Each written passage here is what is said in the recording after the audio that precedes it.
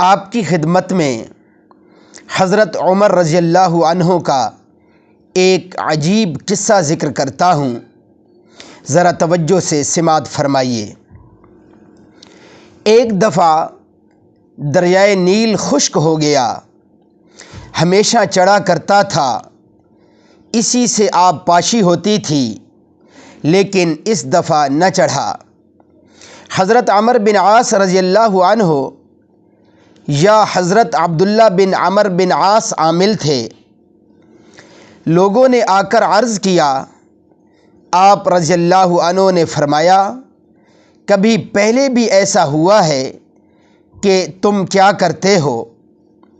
لوگوں نے کہا کہ جب ایسا ہوتا ہے تو ہم ایک جوان حسین لڑکی اس کے بھینٹ کر دیتے ہیں، اس سے وہ جاری ہو جاتا ہے۔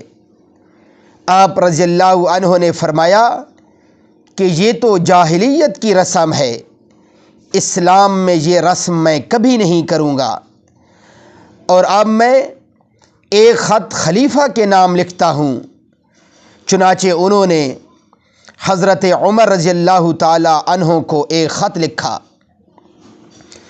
جب وہ خط خدمت حضرت عمر رضی اللہ تعالی عنہ میں پہنچتا ہے تو حضرت عمر رضی اللہ تعالی عنہ نے دریائے نیل کے نام ایک حکم نامہ جاری کیا، جس کا مضمون یہ تھا کہ اے نیل، اگر تو خدا تعالیٰ کے حکم سے جاری ہے تو کسی شیطان کے تصرف سے بند ہونے کے کیا معنی، اور اگر یہ نہیں ہے تو ہم کو تیری کچھ پرواہ نہیں ہے، خدا تعالیٰ ہی ہمارا رازق ہے۔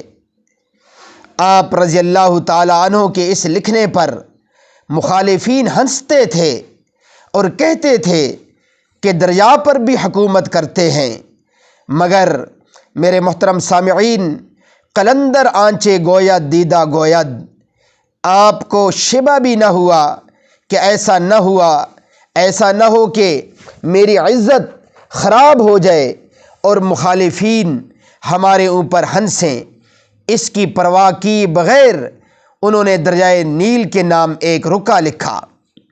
چنانچہ حضرت عمر بن عاص رضی اللہ تعالی عنہ اس رکا کو اعلان کے ساتھ لے کر چلے، اور مخالفین کا گروہ بھی آپ رضی اللہ تعالی عنہ کے پیچھے چلا۔ ہنستے تھے اور کہتے تھے کہ اس رکا سے دریائے نیل کے جوش سے کیا نسبت، مگر وہ رکا دریائے نیل میں ڈالنا تھا کہ دریا کو جوش آیا اور لبریز ہو کر چلنے لگا۔ میرے محترم سامعین، جو اللہ اور اس کے حضرت رسول اکرم صلی اللہ علیہ وسلم کا مطیع ہو جاتا ہے، دنیا کی ہر چیز اس کی اطاعت کرتی ہے۔ جو اللہ اور اللہ کے رسول صلی اللہ علیہ وسلم کا صحیح معنوں میں غلام بن جاتا ہے تو ساری کائنات اللہ اس کی غلام بنا دیتے ہیں۔